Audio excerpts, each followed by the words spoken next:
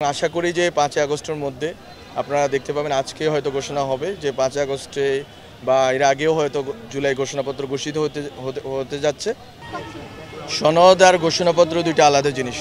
সনদ হচ্ছে সবগুলো রাজনৈতিক দলগুলোর সাথে একেবারে পাবলিকলি মানুষ দেখেছে যে কি বিষয় নিয়ে আলোচনা হয়েছে, কোন দল কি বিষয়ে একমত হয়েছে, কোন দল কি বিষয়ে একমত হয় নাই, সেটার ভিত্তিতে একটা কমন ডকুমেন্ট প্রস্তুতি চলছে। সেটা আমি মনে করি যে সকল দলের এক ধরনের কি বলা যায় কম্প্রোমাইজের ভিতর দিয়ে এখন এই একটা জায়গায় এসে পৌঁছেছে এবং খুব শীঘ্রই আমরা মনে করি যে আমরা আশা রাখি যে 5 আগস্টের আগে এই ডকুমেন্টটা স্বাক্ষরিত হবে সকল দল কর্তৃক। আর জুলাই ঘোষণাপত্র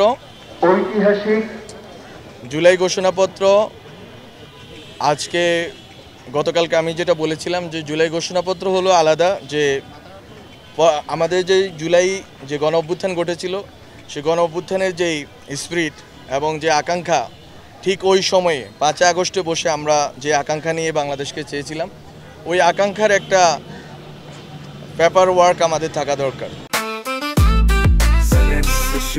জেনেক্সে শিফট করো, লাইফকে লিফট করো। একটা দালিলিক প্রমাণ থাকা দরকার।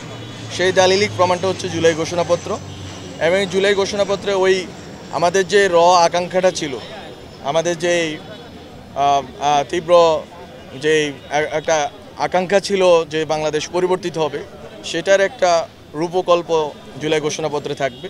এবং এই ঘোষণাপত্র আসলে সবগুলো দলের সিগনেচারের প্রয়োজন হবে কিনা আমরা জানি না এখনও।